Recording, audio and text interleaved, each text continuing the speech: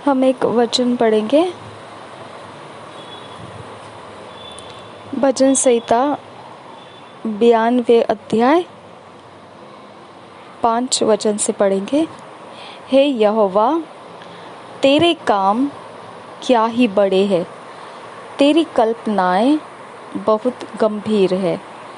पशु समान मनुष्य इसको नहीं समझता और मूर्ख इसका विचार नहीं करता कि दुष्ट जो घास के समान फूलते फलते हैं और सब अनर्थकारी जो प्रफुल्लित होते हैं, यह इसलिए होता है कि वे सर्वदा के लिए नष्ट हो जाए। परंतु हे यहोवा, तू सदा विराजमान रहेगा, क्योंकि हे यहोवा, तेरे शत्रु, हाँ तेरे शत्रु नष्ट होंगे, सब अनर्थकारी तितर बितर होंगे। 10 वचन से आगे, परंतु मेरा सींग तूने जंगली सांड का सा ऊंचा किया है। मैं तट के तेल से चुपड़ा गया हूँ। मैं अपने शत्रुओं पर दृष्टि करके और उन कुकर्मियों का हाल जो मेरे विरुद्ध उठे थे सुनकर संतुष्ट हुआ हूँ। धर्मी लोग खजूर के समान फूले फलेंगे और लबानोन के देवदार के समान बढ़ते रहेंगे। हे यहोवा के भवन में रोपे, वे यहोवा के भवन में रोपे जाकर हमारे परमेश्वर के आंगनों में फूले फलेंगे।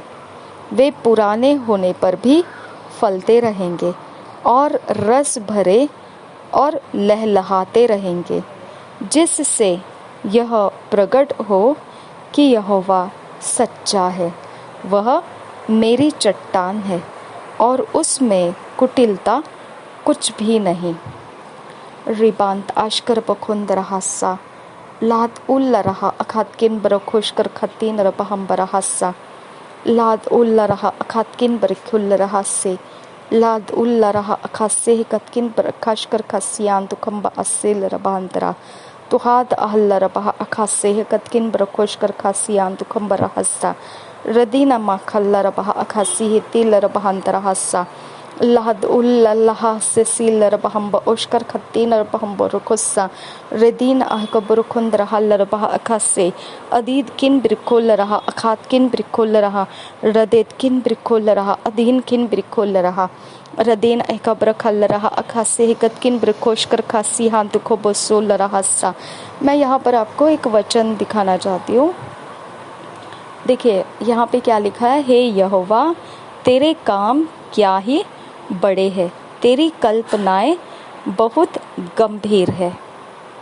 ठीक है, और आगे क्या लिखा है, पशु समान मनुष्य इसको नहीं समझता और मूर्ख इसका विचार नहीं करता कि दुष्ट जो घास के समान फूलते फलते हैं और सब अनर्थकारी जो प्रफुल्लित होते हैं, यह इसलिए होता है कि वे सर्वदा के लिए नष्ट हो जाएं।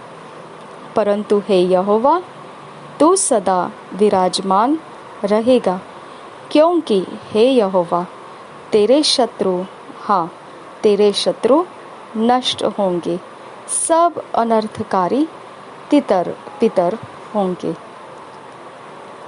Thank you Jesus. धन्यवाद करती हूँ खुदा। अब यहाँ पे एक वचन है, हम हमेशा ध्यान रखना है। मूसा को भी एक समय दिया गया था। मूसा के समय में परमेश्वर मुलाकात करने के लिए मूसा को अग्नि में से देखा।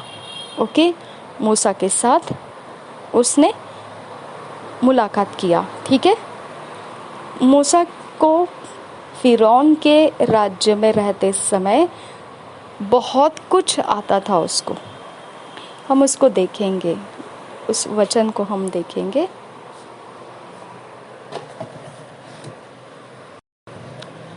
इसमें 3 अध्याय, निर्गमन का 3 अध्याय, यहाँ पर 13 वचन देखो क्या लिखा है। मूसा ने परमेश्वर से कहा, जब मैं इस्राएलियों के पास जाकर उनसे कहूँ, तुम्हारे पितरों के परमेश्वर ने मुझे तुम्हारे पास भेजा है, तब यदि वे मुझसे पूछे उसका क्या नाम है, तब मैं उनको क्या बताऊं?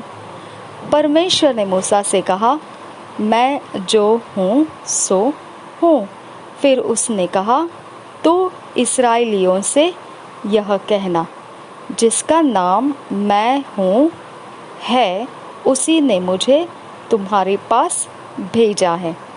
और परमेश्वर ने मूसा से यह भी कहा, तो इस्राएलियों से यह कहना, तुम्हारे पितरों का परमेश्वर अर्थात अब्राहम का परमेश्वर, इसहाक का परमेश्वर और याकूब का परमेश्वर यहोवा, उसी ने मुझको तुम्हारे पास भेजा है। देख, सदा तक मेरा नाम यही रहेगा और पीढ़ी पीढ़ी में मेरा स्मरण इसी से हुआ करेगा। ठीक है। अब यहाँ पे परमेश्वर मूसा को पहचान दे रहा है। अभी मूसा पहचानता नहीं था यहोवा को। ठीक है। मूसा को परमेश्वर मुलाकात लिया और मूसा के साथ परमेश्वर अपने बारे में बता रहा है कि इस्राएलियों को पता है यहोवा परमेश्वर कौन है, लेकिन मूसा फिरौन के हाथों में पला बढ़ा तो उसकी शक्तियों का उसको जानकारी था, लेकिन यहोवा भी है परमेश्वर, ये उसको कोई सिखाया नहीं था उस समय में। ठीक है। तो उसके पास यहोवा नाम की जानकारी नहीं थी। अब यहोवा परमेश्वर खुद उसके साथ बात कर रहा है। ठीक है। यहोवा परमेश्वर खुद के बारे में बता रहा है। वो बता रहा है कि मैं जो हूँ सो हूँ, ये मेरा नाम है। ठीक है। और तूने क्या करना है, इस्राएलियों के पास जाना है और तूने उनको मेरे बारे में बताना है कि तुम्हारे पितरों का परमेश्वर, यानी इस्राएलियों के पितरों को पता था कि यहोवा परमेश्वर है। समझ में आया? अर्थात उनके पितरों में कौन कौन था? अर्थात अब्राहम का परमेश्वर, इसहाक का परमेश्वर और याकूब का परमेश्वर। हालेलुया। और उसके बाद यहाँ पर क्या लिखा है कि पीढ़ी से पीढ़ी में मेरा स्मरण इसी से हुआ करेगा। हालेलुया। तो आज हम पीढ़ी से पीढ़ी में हैं। ओके। और हम आज भी हमारे परमेश्वर को कैसे जानते हैं? यहोवा के नाम से जानते हैं। ठीक है। अब यहोवा के नाम से जब आप जानने लगे हैं तो आप मूसा की तरफ से भी देख सकते हैं, यीशु मसीह की तरफ से भी देख सकते हैं, और अभी का जो पवित्र आत्मा का अनुग्रह का समय है उसमें से भी आप देख सकते हैं। यहोवा पीढ़ी से पीढ़ी तक पहचाना जाने वाला नाम, यहोवा अब्राहम का परमेश्वर, इसहाक का परमेश्वर, याकूब का परमेश्वर। हालेलुया। लेकिन आपको एक बात यहाँ पर मूसा ने जो दखल दी वो आपको ध्यान देना है। मूसा ने कौन सी जगह में दखल दिया पता है? ठीक है, तू है वो परमेश्वर, लेकिन वो थोड़ी मानने वाले हैं मेरी, ऐसा उसने दखल दिया। देखो यहाँ पे क्या लिखा है। तब मूसा ने, 4 अध्याय का पहले वचन, तब मूसा ने उत्तर दिया, वे मेरा विश्वास नहीं करेंगे और न मेरी सुनेंगे, वरन कहेंगे यहोवा ने तुझको दर्शन नहीं दिया। हालेलुया। ओके। वो तो यहोवा को पहचानते हैं। हाँ, अगर उनको ऐसा बोला गया, तुम्हारे पितरों का परमेश्वर अर्थात अब्राहम का परमेश्वर, इसहाक का परमेश्वर, याकूब का परमेश्वर, अगर ऐसा उनको कहा तो उनको परमेश्वर तो पता है, लेकिन मूसा के साथ उसकी मुलाकात हुई है, इस पर उनका भरोसा नहीं होगा। हालेलुया। अब देखो यहाँ पर क्या है, 2 वचन। यहोवा ने उससे कहा, तेरे हाथ में यह वह क्या है? वह बोला, लाठी। उसने कहा, उसे भूमि पर डाल दे। जब उसने उसे भूमि पर डाला तब वह सर्प बन गई और मूसा उसके सामने से भागा। हालेलुया। ओके, उनको परमेश्वर के बारे में मूसा को पता नहीं है, उसकी शक्ति का प्रमाण उसके पास नहीं है, उसके शक्ति का असर क्या है वो मूसा को मालूम नहीं है। ओके, वो ऐरा गहरा समझता है परमेश्वर को।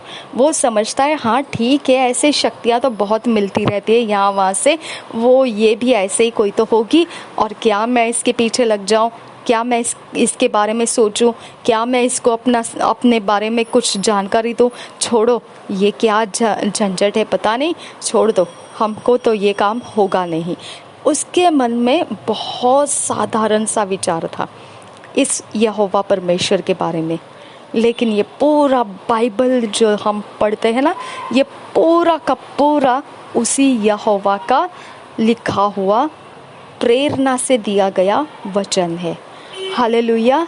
अब हमको मूसा के बारे में देखेंगे तो आश्चर्य नहीं होना चाहिए कि मूसा ने हमको किस प्रकार से जानकारी में लिख कर रखा है कि उसने किस प्रकार से यहोवा परमेश्वर को एकदम गहरा गहरा समझा था। हाँ, उसने बिंदास बोल दिया था, छोड़ो भाई क्या है, अब जो भी है सो है, तू है तो है यहोवा, कोई प्रॉब्लम नहीं है, लेकिन तू मुझे क्यों फंसा रहा है इस्राएलियों के बीच में जाकर, मुझे बोलने के लिए कह रहा है, वो लोग थोड़ी मानने वाले हैं मेरी। अब मानने की जब बात आई ना, इस्राएलियों ने मानना चाहिए, मानने की जब बात आई तब परमेश्वर ने बोला तेरे हाथ में क्या है। तो यहाँ पे मानने का जब सवाल आता है, मानने का और मनाने का, तो चमत्कार की ज़रूरत पड़ी। हालेलुया। जब आपको चमत्कार की ज़रूरत है तो आपको निश्चित है सिर्फ और सिर्फ परमेश्वर की ओर से ही आ सकता है। हालेलुया। क्योंकि वो लाठी को सर्प बनाना केवल परमेश्वर ने आज्ञा दिया था, परमेश्वर का शब्द उसके अंदर गया था और उस शब्द में का रूप वो सर्प बन गया था। हालेलुया। और फिर से शब्द परमेश्वर का उसके अंदर गया था और फिर उसका रूप दोबारा लौटकर लाठी में आ गया। जब वो सर्प में बदल गया था, मनुष्य जाति को सर्प क्या है पता है, तो वो क्या हो गया, मूसा सर्प को देखकर भाग गया। हालेलुया। वो भूल गया कि ये मेरी ही लाठी है, उसको ये मालूम पड़ा ये तो बकवादी है, अब तो इसके सामने रुकना नहीं चाहिए, ये तो सर्प है, ओके, इसके सामने तो अब नहीं रुकना है, भागने लगा था वो। ठीक है, तो मनुष्य जाति परमेश्वर के चमत्कार को नहीं समझ पाती है और परमेश्वर चमत्कार कर रहा है, मनुष्य जाति नहीं समझ पाती है। समझ में आया? परमेश्वर कर रहा है, नहीं समझता है मनुष्य को। समझ में आया? परमेश्वर कर रहा है, नहीं समझता है मनुष्यों को। यही बात मैंने आपको भजन संहिता में बताया कि जिसका मन दुष्टता से भरा हुआ है वो कभी भी परमेश्वर के कामों को नहीं समझ सकता है। हालेलुया।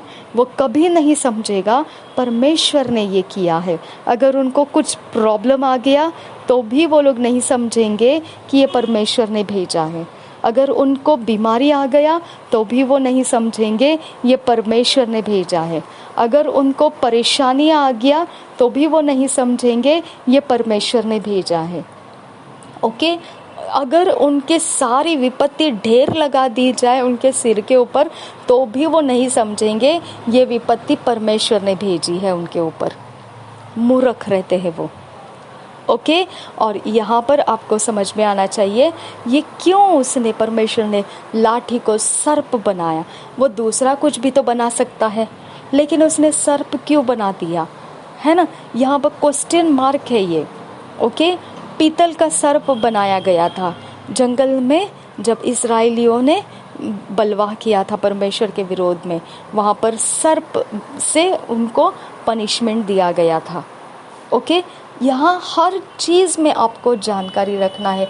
परमेश्वर यहोवा क्यों मूसा के हाथ की लाठी को लेकर सर्प में बदला, क्या कारण था उसका। आमीन।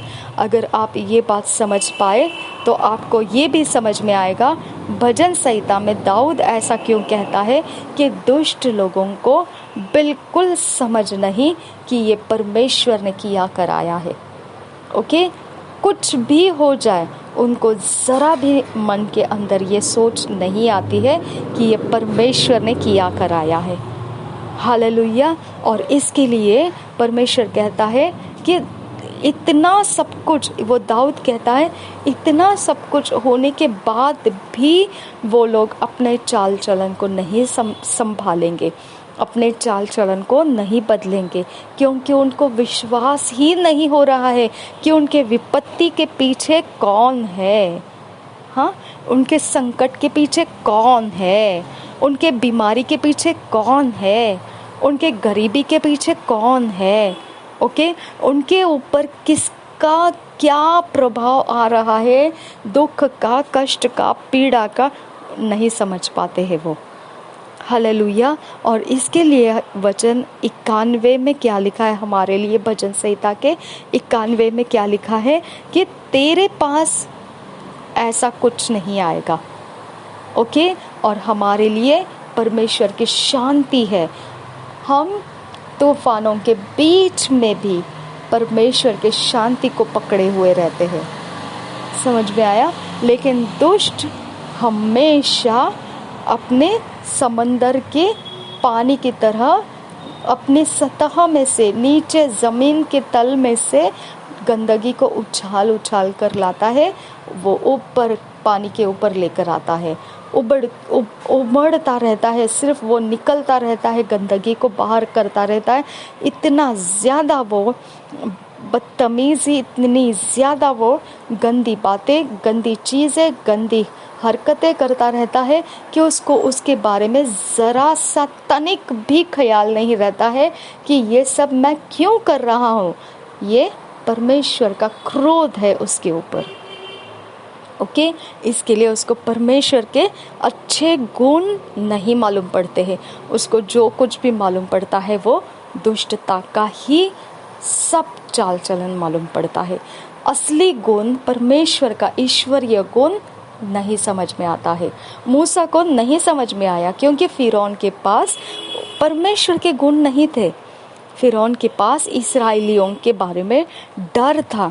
इस्राएली लोग फिरौन के बारे में ऐसा था, फिरौन ऐसा था कि उसको लग रहा था इस्राएली अगर ज़्यादा बढ़ने लगे तो ये लोग तो कब्ज़ा कर लेंगे हमारा, हाँ, हमारी शक्तियों का कब्ज़ा कर लेंगे, हमारे ऊपर उनका कुछ प्रभाव रखना है तो उनकी गिनती कम रहना चाहिए, उनकी उत्पत्ति ज़्यादा नहीं होनी चाहिए, उनकी ताकत कमज़ोर रहनी चाहिए, उनका बल घटता रहना चाहिए, उनको ज़रा भी फ्रीडम नहीं मिलना चाहिए। ये डर था फिरौन के अंदर इस्राएलियों के विषय में।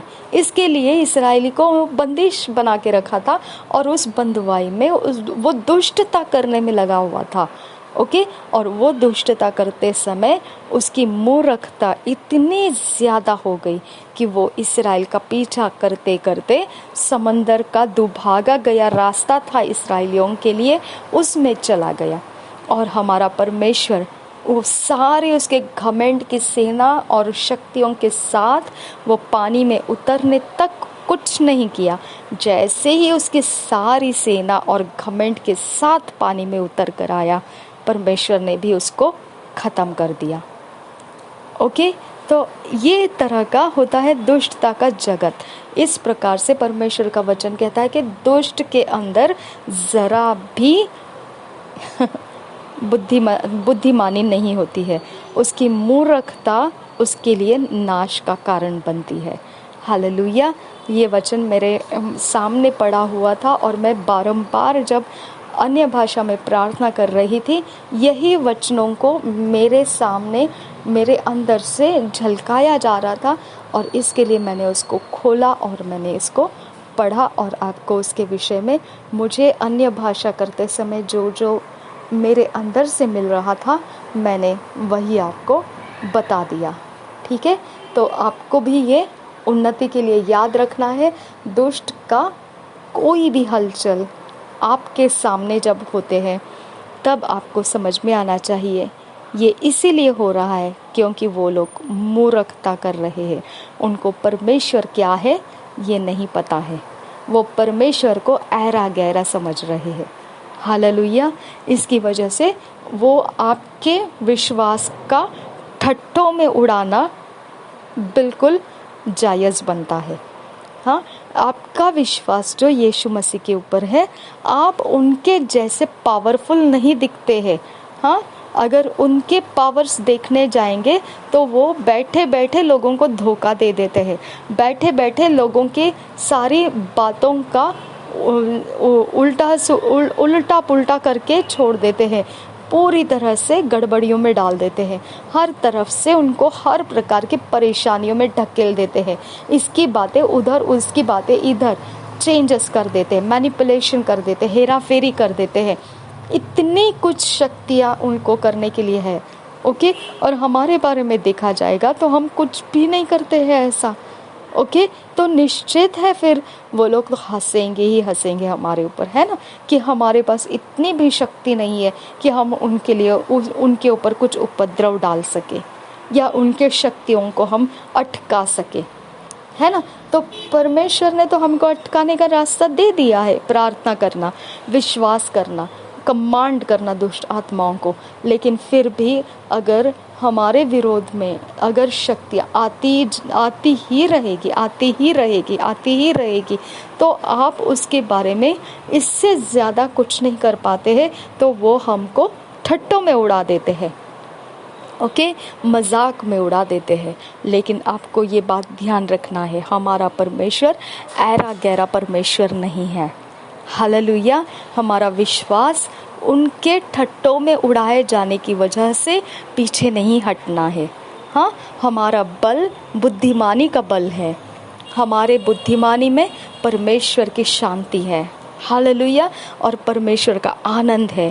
ठीक है, हम उनके कोई शक्तियों का मुकाबला नहीं करते हैं और नहीं करना चाहते, या हमको पता नहीं है कैसे मुकाबला करना है, कोई परवाह नहीं है। लेकिन उनके सामने हमेशा हम बलवंत हैं, क्योंकि हमारे अंदर जो मौजूद है वो पवित्र आत्मा मौजूद है। हालेलुया।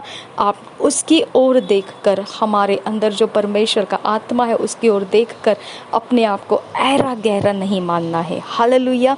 अपने बल को बनाए रखना है। ये सब मैं अन्य भाषा करते समय मुझे प्राप्त हो रहा था, ये सब कुछ। ओके, और ये सारी बातों को लेकर मैं अन्य भाषा को बोलते जा रही हूँ, लेकिन ये अंदर से मेरे ये टीचिंग मुझे परमेश्वर दे रहा था। हालेलुया। अब आप इसे लीजिए और अपने अंदर इसे बनाए रखिए, मजबूत रखिए।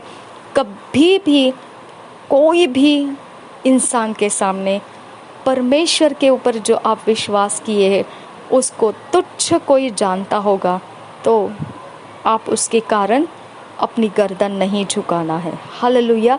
उसके कारण लज्जित महसूस नहीं करना है, क्योंकि हम बुद्धिमानी हैं, हमारे अंदर परमेश्वर की बुद्धि है, हमारे अंदर शांति की बुद्धि है। हालेलुया। और वो सबसे ऊंची बुद्धि है, उस बुद्धि तक अभी तक शैतान भी नहीं पहुंच पाया है। हालेलुया। जितनी शक्तियाँ इस्तेमाल करने के लिए जो शैतान के पास जाते हैं लोग, वो शैतान खुद उस महिमा तक पहुंचा नहीं है जिस महिमा में हमने प्रवेश कर लिया है। हालेलुया। तो इसके लिए उनके मुकाबले में हमको उनके ठट्टों को, उनके कोई भी प्रकार के छेड़छाड़ को, कोई भी प्रकार के उपद्रव को लेकर हम अपने अंदर का कोई भी वातावरण चेंज होने नहीं देना है। इसके लिए ये अन्य भाषा का मैंने रास्ता पकड़ लिया, क्योंकि मुझे बिल्कुल सच है ये कि ऐसा एक प्रकार का वातावरण आ जाता है कि मुझे ऐसा लगता है कि मैं चिढ़कर उनको कुछ ऐसे परमेश्वर से मांगूं कि लॉर्ड ऐसा कुछ कर उनके विषय में। लेकिन मैंने अन्य भाषा का रास्ता पकड़ लिया, क्योंकि मेरे अंदर का जो माहौल है वो मुझे लीड कर रहा है, वो मुझे अगुवाई कर रहा है और उस अगुवाई के अंदर मैं सुरक्षित हूँ। हालेलुया। और आप भी मेरे प्रार्थना के अंदर आप भी सुरक्षित है। हालेलुया। ये वचन के अंदर से हम सुरक्षित है। हालेलुया। तो प्रभु यीशु हम सबके साथ बना रहे। आमीन, आमीन, आमीन।